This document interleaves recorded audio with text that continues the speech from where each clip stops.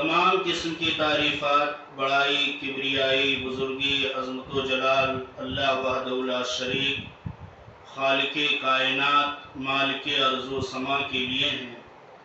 بعدہ بے شمار درود و سلام ہوں اللہ کے آخری نبی حضرت محمد الرسول اللہ صلی اللہ علیہ وبارک وسلم پر۔ عزیز سامعات و طالبات،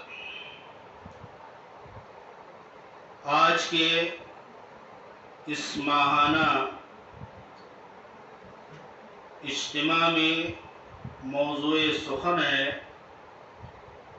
عشرہ ذی الحجہ کے فضائل اور قربانی کے احکام و مسائل۔ تو پہلے کچھ باتیں عشرہ ذی الحجہ پہ دیکھ لیتے ہیں۔ خطبہ مسنونہ کے بعد سورہ فجر کی ابتدا کی آیتیں پڑھی گئی ہیں، جس میں اللہ رب العالمین نے فجر کی قسم کھایا اور کہا والفجر، قسم ہے فجر کی، ولیال عشر، اور قسم ہے 10 راتوں کی، والشفع والوتر، اور قسم ہے جفت اور طاق کی۔ تو اللہ رب العالمین نے ان آیتوں کے اندر جو قسم کھایا، تو اللہ رب العالمین اپنے مخلوقات میں سے، چاہے وہ جاندار ہو یا بے جان ہو، کسی بھی مخلوق کی جب قسم کھاتا ہے تو مقصد ہوتا ہے اس کی اہمیت کو واضح کرنا، اور قسم کھا کر کے آگے جو بات کہی جاتی ہے اس کی بھی بڑی اہمیت ہوتی ہے۔ تو یہاں اللہ رب العالمین نے سب سے پہلے فجر کی قسم کھایا اور اس کے بعد 10 راتوں کی۔ 10 راتوں کے تعلق سے جمہور مفسرین کہتے ہیں کہ ان 10 راتوں سے مراد ذی الحجہ کی ابتدائی 10 راتیں ہیں، یعنی ولیال عشر، قسم ہے 10 راتوں کی۔ تو 10 راتوں کی یعنی عشرہ ذی الحجہ کی 10 راتیں۔ عشرہ ذی الحجہ پہلے سمجھ لیں کہ عشرہ کے معنی ہوتا ہے 10، عربی گنتی ہے، جیسے ہم اردو میں اپنا 10 کہتے ہیں، انگلش میں 10 کہتے ہیں، تو اسی طرح سے عشرہ کے معنی ہوتا ہے 10۔ اور ذی الحجہ یہ مہینے کا نام ہے جو اسلامی تاریخ کا، اسلامی کیلنڈر کا 12واں مہینہ ہے، آخری مہینہ۔ جیسے انگلش یا انگریزی تاریخ کا دسمبر کا مہینہ آخری ہے، 12واں مہینہ ہے۔ اس کے بعد پھر نیا سال شروع ہو جاتا ہے۔ اسی طرح سے عشرہ ذی الحجہ کا مہینہ یہ 12واں آخری مہینہ ہے۔ اس کے بعد محرم کا مہینہ شروع ہوتا ہے، جہاں سے نیا سال شروع ہوتا ہے۔ تو عشرہ یعنی 10 اور ذی الحجہ، تو عشرہ ذی الحجہ کہا جاتا ہے ذی الحجہ کے پہلے 10 دن، یعنی ذی الحجہ کا مہینہ جب شروع ہو تو اس شروع کے 10 دن، اس کو کہا جاتا ہے عشرہ ذی الحجہ۔ تو اللہ رب العالمین نے ان 10 راتوں کی قسم کھایا ولیال عشر، اور اس کے بعد ان میں سے 2 راتوں کو یا 2 دنوں کو اور خاص کر دیا، والشفع والوتر، قسم ہے جفت اور طاق کی۔ تو شفع جفت جوڑا، تو جوڑا سے مفسرین کہتے ہیں کہ اس سے مراد ہے 10 ذی الحجہ جو جفت ہے، جوڑا ہے، اور وتر یہ جو ہے طاق یعنی 9 ذی الحجہ۔ گویا عشرہ ذی الحجہ میں 1 سے لے کر کے اور 10 تاریخ پوری آ گئی تھی، اور اس عموم کے ولیال عشر، قسم ہے 10 راتوں کی، اس عموم کے ذکر کے بعد واپس 10 اور 9 ذی الحجہ کی الگ سے قسم کھایا، والشفع والوتر، قسم ہے جفت اور قسم ہے وطر یعنی طاق کی. تو 10 اور 9 کو دونوں کو الگ جو کیا. تو جب بھی کسی عموم سے خصوص کا ذکر کیا جاتا ہے، یعنی عموم کے تذکرے کے بعد خصوص کا جب ذکر آتا ہے تو وہاں مقصد ہوتا ہے اس کی اہمیت کو واضح کرنا. جیسے قرآن میں رب کائنات نے کئی جگہ پہ ملائکہ کا لفظ استعمال کیا ہے. ملائکہ فرشتے، تو فرشتے تمام فرشتے ہیں، لیکن ان میں سے ملائکہ کے لفظ کے ساتھ قدس کا یا روح القدس کا اللہ نے الگ سے تذکرہ کیا ہے. جیسے مثال کے طور پہ سورہ قدر کے اندر اللہ نے فرمایا تتنزل الملائکۃ والروح، یعنی ملائکہ اترتے ہیں اور روح سے مراد روح الامین، روح القدس حضرت جبرائیل علیہ السلام. اسی طرح سے سورہ نبا میں اللہ نے فرمایا یوم یقوم الروح والملائکۃ صفا، جب روح اور ملائکہ صف بصف کھڑے ہو جائیں گے. یعنی روح الامین جبرائیل علیہ السلام اور تمام فرشتے سب بستہ میدان میں اللہ کے سامنے حاضر ہو جائیں گے. قیامت کے دن کا تذکرہ. تو یہاں پہ روح الامین کو الگ سے ذکر کیا ان کی اہمیت کو واضح کرنے کے لیے. ہم بھی اپنے جو ہے بول چال میں اس طرح کے جملے استعمال کرتے ہیں. کوئی پروگرام ہو، کوئی دعوت ہو، کوئی معاملہ ہو، کہتے ہیں سب آئے، پورے گھر والے آئے، پورے خاندان والے آئے، پورے محلے والے آئے، پورے قوم والے آئے، اور پھر اس کے بعد کہتے ہیں فلاں بھی آئے اور فلاں آئے. تو قوم کے اندر، خاندان کے اندر، محلے والوں کے اندر، رشتہ دار کے اندر، گھر والوں کے اندر وہ فلاں بھی داخل تھے، لیکن ان کا الگ سے تذکرہ کیا گیا ان کی اہمیت کو واضح کرنے کے لیے. تو اس کو کہا جاتا ہے عموم کے بعد خصوص کا ذکر. یعنی عام ایک لفظ، ایک جملہ ذکر کرنے کے بعد اس میں سے کچھ الگ کر کے اس کا الگ ذکر کرنا. تو اس سے اہمیت بتانا مقصد ہے کہ وَلَيَالٍ عَشْرٍ قسم ہے 10 راتوں کی، وَالشَّفْعِ وَالْوَتْرِ قسم ہے 10ویں والوتر اور 9ویں راتوں کی. یعنی اس طرح سے اللہ نے پہلے عشر ذی الحجہ کی قسم کھایا، اس کے بعد 9 اور 10 ذی الحجہ کی الگ سے قسم کھایا ان کی اہمیت کو واضح کرنے کے لیے. تو یہ قسم کھا کر کے اللہ تعالیٰ نے ان کی اہمیت کو واضح کر دیا کہ کتنے اہم مہینے ہیں. اس مہینے کی فضیلت اور برتری کیا ہے؟ تو اللہ کے رسول صلی اللہ علیہ وسلم نے فرمایا، حضرت جابر بن عبداللہ رضی اللہ تعالیٰ عنہ حدیث کے راوی ہیں، وہ کہتے ہیں کہ اللہ کے رسول صلی اللہ علیہ وسلم نے ارشاد فرمایا کہ افضل ایام الدنیا ایام العشر، یعنی عشر ذی الحجہ. قیل ولا مثلہن فی سبیل اللہ، قال ولا مثلہن فی سبیل اللہ الا رجل غفر وجهه في التراب. اللہ کے رسول صلی اللہ علیہ وسلم نے فرمایا کہ دنیا کے تمام دنوں میں سے سب سے افضل اور بہتر دن عشر کا دن ہے.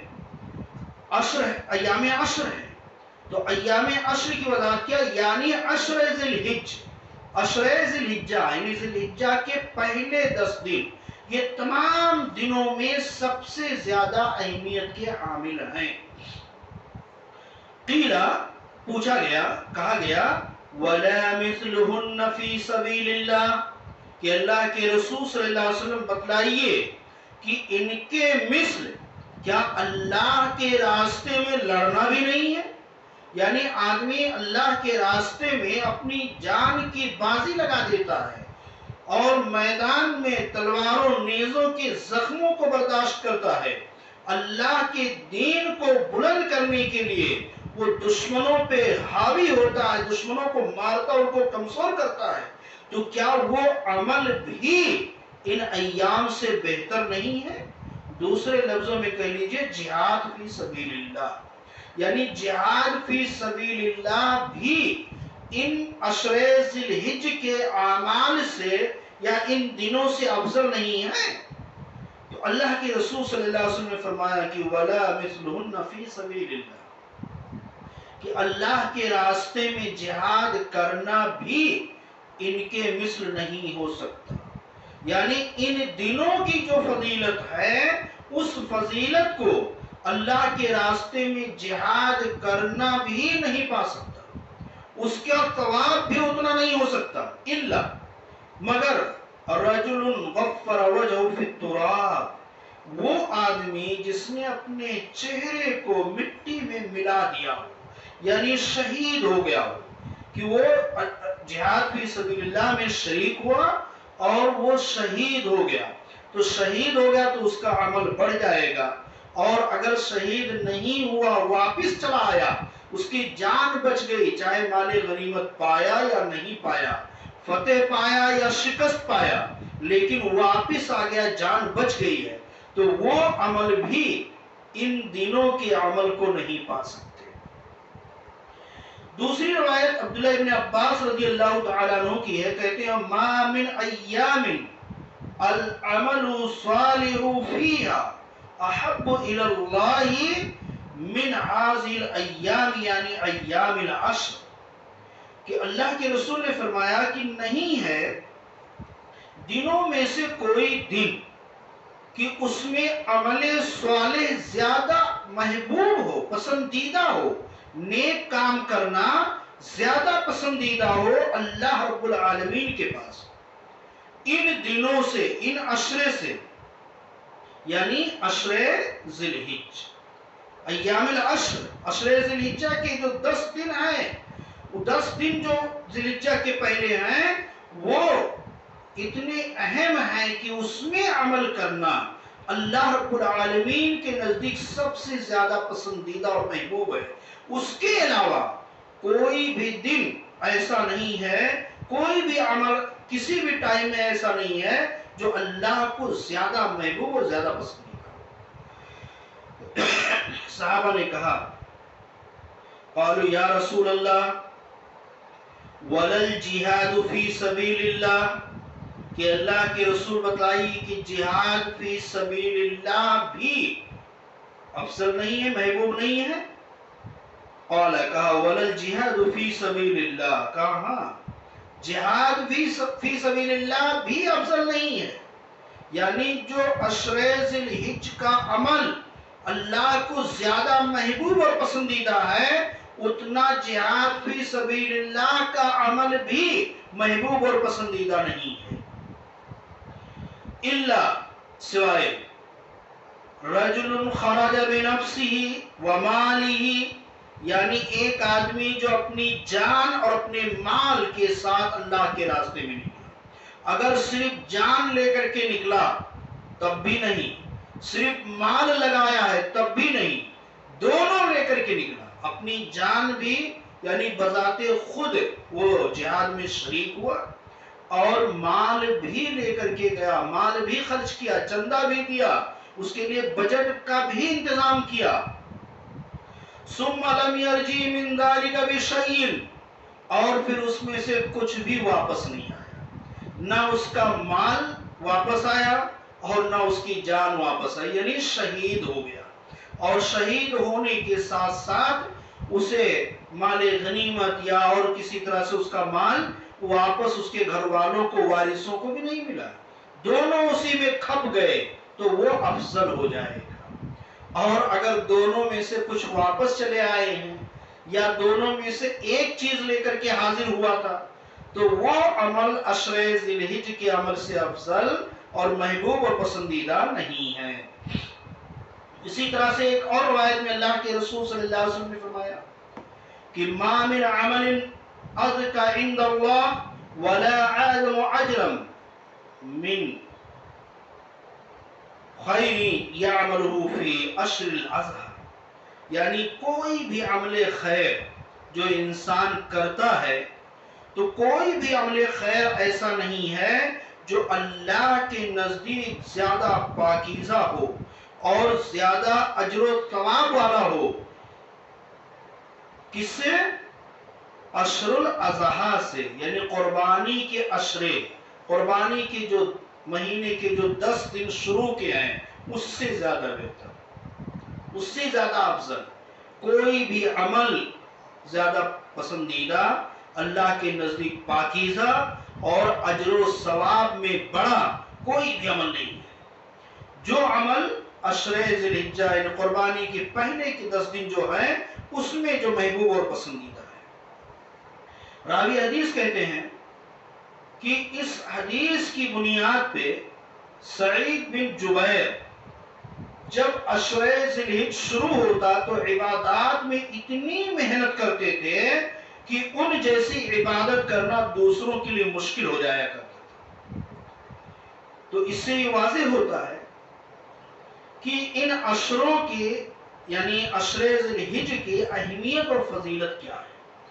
اب ایک سوال ہمارے ذہن میں کھٹک رہا ہوگا کہ ابھی ایک مہینہ دو مہینہ پہلے جو رمضان گزرا تو رمضان کی ہم نے اتنی فضیلتیں سنی تھی، اور اس میں ایک رات جس کو ہم لیلۃ القدر کہتے ہیں یا شب قدر کہتے ہیں، اس کی ہم نے اتنی فضیلتیں سنی تھی، تو آخر اس کا کیا ہوا؟ وہ بھی نہیں بہتر ہے؟ تو دیکھیے اس کا جواب یہ ہے کہ جہاں تک رمضان کا اور عشر ذی الحجہ کا موازنہ ہے یا عشر ذی الحجہ کی جو فضیلت ہے، تو رمضان فرائض میں سے ہے، یعنی رمضان کا روزہ فرض ہے، اور عشر ذی الحجہ کا عمل یہ نوافل میں سے ہے۔ تو کبھی بھی ایک اصول یاد رکھیے، خاص طور سے طالبات، کہ کبھی بھی کوئی بھی عمل اس کی کتنی ہی فضیلت اور برتری کیوں نہ بیان کی جائے، اس کی فضیلت اور برتری آسمان چھو جائے، لیکن وہ کبھی بھی کسی فرض کے برابر نہیں ہو سکتا۔ جیسے ایک مثال میں دیا کرتا ہوں ہمیشہ کہ اگر ایک لڑکا 9ویں کلاس کا ہے، 9ویں کلاس کا، اور وہ بہت تیز ہے، 100% اس کا مارک آتا ہے، ایک نمبر بھی نہیں کٹتا، 100 پورا آتا ہے، اور ایک لڑکا ہے جو 10ویں کا ہے، وہ 45-50% میں ہی رہ جاتا ہے، 50% ہی اس کے آتے ہیں۔ تو اب بھلے وہ کمزور ہے، کم پڑھا ہوا ہے، اس کا 50% ہی آتا ہے، لیکن وہ رہے گا 10ویں کا، اور 9ویں والے کو کبھی بھی 10ویں کا نہیں کہہ سکتے، جبکہ اس کا 100% آتا ہے، وہ بھی رہے گا 9ویں کا ہی، اس کو 9ویں کا کہا جائے گا، اس کو 10ویں میں شمار نہیں کیا جائے گا، کتنا بھی تیز ہو، کتنا بھی ذہین ہو، وہ 9ویں کلاس کا ہی مانا جائے گا، اس کو 10ویں کی سرٹیفکیٹ نہیں ملے گی، جب وہ 10ویں میں جائے گا تو 10ویں کی ملے گی، 9ویں کلاس کا تو 9ویں کا ہی رہے گا۔ تو اسی طرح سے فرائض جو ہیں وہ اپنی جگہ پہ اٹل ہیں، کوئی نوافل کتنی بھی فضیلت والا کیوں نہ ہو وہ فرض کا مقابلہ نہیں کر سکتا۔ اور یہی مثال ہے، یہی مثال میں صحابہ ہیں، تابعین ہیں، تبع تابعین ہیں، ان کے درجات اور انبیاء ہیں، تو ان کے جو درجات ہیں اس میں بھی یہی مثالیں میں دے کر کے سمجھاتا ہوں۔ اس مثال کو یاد رکھیے کہ اگر کوئی صحابی ہے وہ کتنا بھی معمولی ادنا کیوں نہ ہو، غیر صحابی تابعی تبع تابعی اس کے بعد آج کے لوگ کتنی بھی عبادت کرنے، کتنی بھی نیکیاں کرنے، کتنے بھی نمبر حاصل کر لیں، 100% نیکیاں کر لیں، لیکن وہ ادنا صحابی کے درجے تک نہیں پہنچ سکتے۔ کیوں؟ اس لیے کہ صحابی ان کا ایک کلاس ہے، ایک کیٹیگری ہے، ایک اسٹیٹس ہے، وہی ان کے لیے کافی ہے۔ جو آج ہم کتنا بھی عمل کر لیں، 9ویں کے کلاس کے بچے کی جیسا 100% لے آئیں، لیکن پھر بھی ہم 10ویں کے نہیں کہلائیں گے، تو اسی طرح ہم صحابی کے برابر نہیں ہو سکتے۔ تو ایک کیٹیگری ہوتی ہے، انبیاء کا ہے، صدیقین کے، شہداء ہیں، یا صحابی ہیں، تابعی ہیں، تبع تابعی ہیں، ایک کیٹیگری ہے۔ نیچے کیٹیگری کا کتنا بھی محنت کر لے وہ اس کو نہیں پا سکتا۔ تو یہاں پہ یہ بات سمجھیے کہ عشر ذی الحجہ کی جو فضیلت و برتری ہے اس کا تعلق نوافل سے ہے، اور رمضان کا تعلق فرائض سے ہے۔ تو فرائض اور نوافل کا موازنہ نہیں ہو سکتا۔ فرائض اپنی جگہ پہ وہ اٹل ہیں، اس کی فضیلت کتنی بھی ہو جائے وہ اس فرائض تک نہیں پہنچ سکتی۔ اب رہا دوسرا نقطہ کہ عشرے ذی الحج کی اتنی فضیلت بیان کی گئی ہے، جبکہ قرآن میں شب قدر کی، لیلۃ القدر کی ایک رات کی عبادت کو کہا گیا کہ 1000 مہینوں سے بہتر، یعنی 1000 مہینوں کا مطلب کیا ہوا؟ 83 سال 4 مہینہ ایک رات عبادت، لیلۃ القدر کی رات آپ نے عبادت کیا لیلۃ القدر میں، ایک رات کی عبادت 83 سال 4 مہینہ عبادت کریں اس سے بھی بہتر ہے۔ خیر من الف شہر، یعنی 1000 مہینے کے برابر نہیں کہا گیا، خیر بہتر، اس سے بھی زیادہ بہتر ہے۔ تو وہاں پہ لیلۃ القدر کی فضیلت بیان کی گئی ہے اور یہاں پہ عشر ذی الحجہ کی فضیلت بیان کی گئی۔ اب دونوں میں موازنہ کی کون افضل ہے؟ تو اس میں بھی تطبیق یہ ہے کہ لیلۃ القدر جو فضیلت بیان کی گئی ہے وہ رات کی فضیلت ہے، اور عشر ذی الحجہ کی جو فضیلت بیان کی ہے یہاں ایام سے جو ہے اس کی فضیلت بیان کی دن، یعنی دنوں میں سب سے زیادہ افضل عشر ذی الحجہ ہے اور راتوں میں سب سے زیادہ افضل لیلۃ القدر ہے۔ یہ نقطہ یاد رکھیے۔ اب آگے چلتے ہیں کہ عشر ذی الحجہ کے فضائل اور برتری جب اتنے ہیں تو اس میں ہمیں کرنا کیا چاہیے اور کیوں اس کی فضیلت اتنی رکھی گئی ہے؟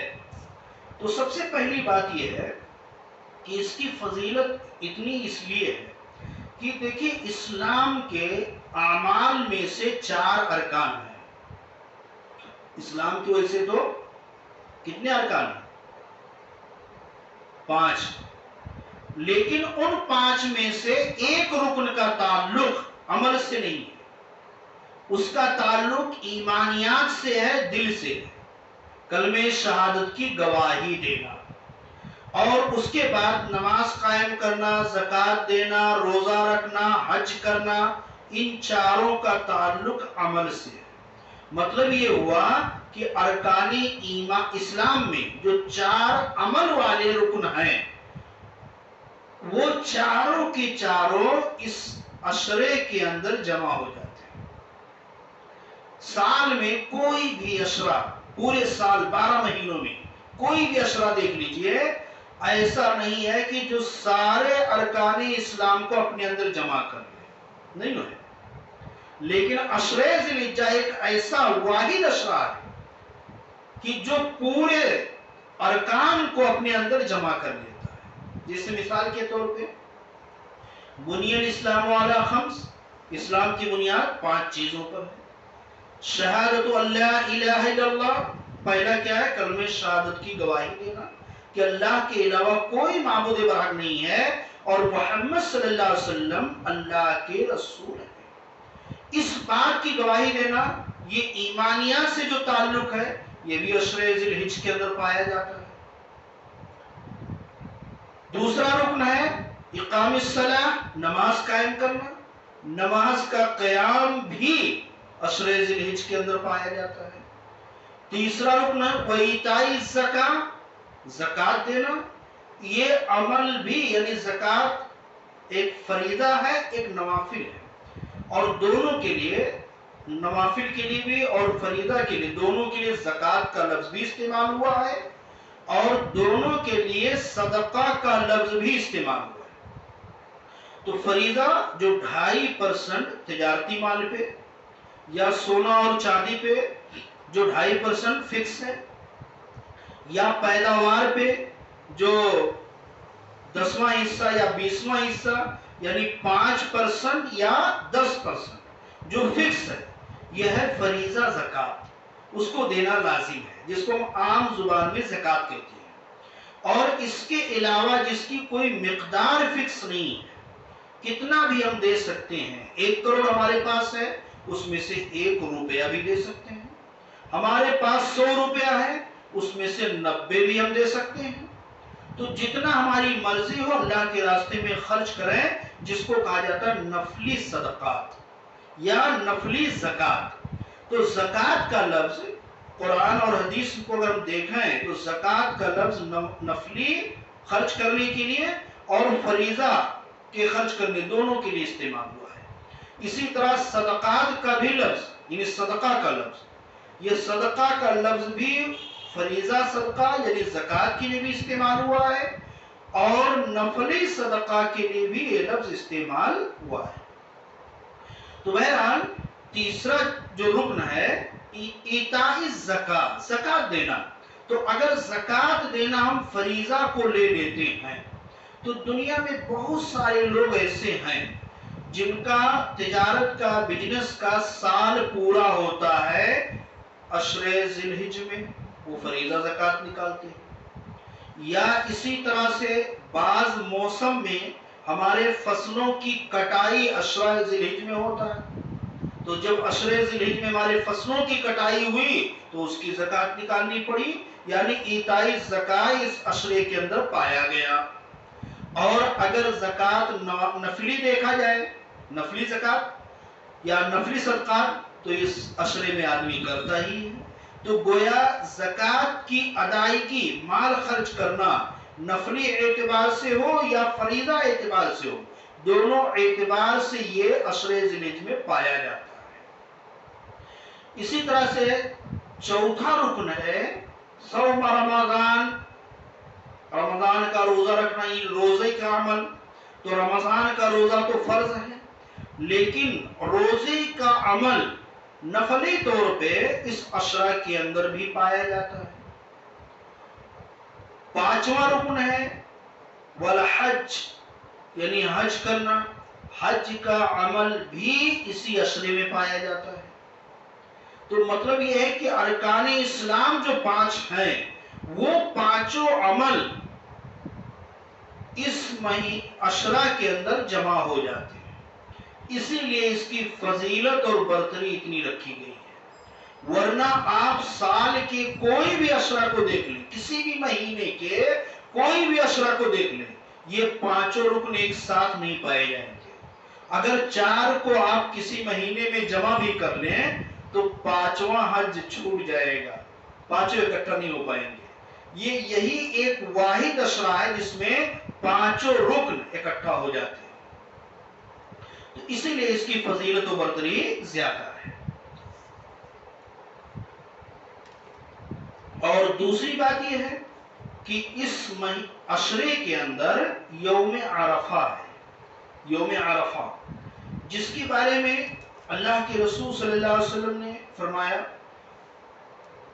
کہ یوم عرفہ کا روزہ 2 سال کے گناہوں کا کفارہ بن جاتا ہے، 1 سال پہلے اور 1 سال بعد۔ یعنی ایک روزہ عرفہ کا اگر ہم رکھ لیں تو 1 دن کا روزہ رکھنے سے ہمارے 2 سال کے گناہوں کا کفارہ ہو جاتا ہے۔ اتنا بڑا عمل، اتنی بڑی فضیلت۔ اور دوسرے کہ یہ عرفہ کا عمل ایک ایسا عمل ہے جس میں وقوف عرفہ کیا جاتا ہے، یعنی حاجی لوگ عرفہ کے میدان میں ٹھہرتے ہیں۔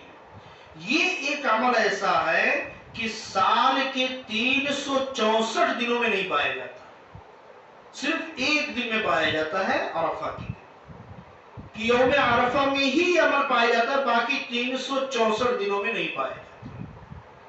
دوسری چیز یہ کہ یہ عمل دنیا کے کسی کونے میں نہیں پایا جاتا۔ نماز دنیا کے ہر کونے میں پڑھی جاتی ہے، زکوٰۃ دنیا کے ہر کونے میں ادا کی جاتی ہے، روزہ دنیا کے ہر کونے میں رکھی جاتی ہے، شہادت کا اقرار دنیا کے ہر کونے میں ہو رہی ہے، لیکن عرفہ کا وقوف اور حج کے اعمال یہ صرف اور صرف عرفہ کے ہی تعلق سے ہوتے ہیں، دنیا کے کسی اور کونے میں وقوف عرفہ نہیں کیا جاتا ہے۔ تو اس طرح سے گویا یوم عرفہ بھی اس میں آ جاتا ہے، اس لیے اس عشرے کی فضیلت بڑھ جاتی ہے۔ اسی لیے اللہ نے کہا والشفع والوتر، یعنی لیالین عشر کے بعد شفع اور وتر کو الگ کر دیا، اس کی فضیلت کو بڑھا دیا۔ اسی طرح سے ان ایام میں یعنی عشر ذی الحجہ میں یوم النحر ہے، نحر کرنے کا، قربانی کرنے کا دن ہے، جو کہ باقی کسی عشرے میں نہیں ہے، کسی عشرے میں نہیں ہے۔ قربانی کرنے کا عمل، قربانی کرنے کا دن، یہ صرف اسی عشرے کا عمل ہے۔ تو اس یوم النحر اور یوم عرفہ کی وجہ سے بھی اس کی عشرے کی فضیلت و برتری بڑھ جاتی ہے۔ اسی لیے اللہ نے ان دونوں دنوں کی قسم الگ سے کھایا۔ وَلَيَالٍ عَشْرٍ، قسم ہے 10 راتوں کی، اور اس کے بعد ان دو دنوں کی یعنی شفع اور وتر، 10ویں اور 9ویں ذی الحجہ کی قسم الگ سے کھایا۔ تو اس بنیاد پہ اس کی اہمیت بڑھ جاتی ہے۔ علامہ ابن حجر عسقلانی رحمہ اللہ شرح بخاری فتح الباری کے اندر جو ہے یہ نقطہ ذکر کرتے ہیں اور اسی بات کو اور واضح کرتے ہیں، کہتے ہیں وَالَّذِي يَظْهَرُ أَنَّ السَّبَبَ فِي امْتِيَازِ عَشْرِ ذِي الْحِجَّةِ لِمَكَانِ الْاجْتِمَاعِ أُمَّهَاتِ الْعِبَادَةِ فِيهِ، کہتے ہیں کہ عشرِ ذی الحجہ کی امتیازی فضیلت کا سبب، یعنی عشرِ ذی الحجہ کی اتنی اہمیت، اتنی فضیلت، اتنی برتری ہونے کا سبب یہ ہے کہ اس میں ساری اہم عبادتیں جمع ہو جاتی ہیں۔ وَهِيَ الصَّلَاةُ وَالصِّيَامُ وَالصَّدَقَةُ وَالْحَجُّ، اور وہ اہم عبادتیں نماز، روزہ، صدقہ اور حج ہے۔ اور اس کے بعد کہتے ہیں وَلَا يَتَأَتَّى ذَلِكَ فِي غَيْرِهِ، کہ اس کے علاوہ دیگر دنوں میں، دیگر مہینوں میں یہ ساری عبادتیں اس طرح جمع نہیں ہوتی ہیں۔ اس لیے عشرِ ذی الحجہ کی یہ فضیلت ہے کہ اس میں تمام اہم عبادتیں، روزہ، نماز، زکوٰۃ یا جو ہے صدقہ اور حج، یہ ساری عبادتیں اکٹھا ہو جاتی ہیں، تو اس لیے اس کی اہمیت زیادہ ہے۔ اب ہم دیکھتے ہیں کہ عشرِ ذی الحجہ میں ہم کو کیا کرنا چاہیے۔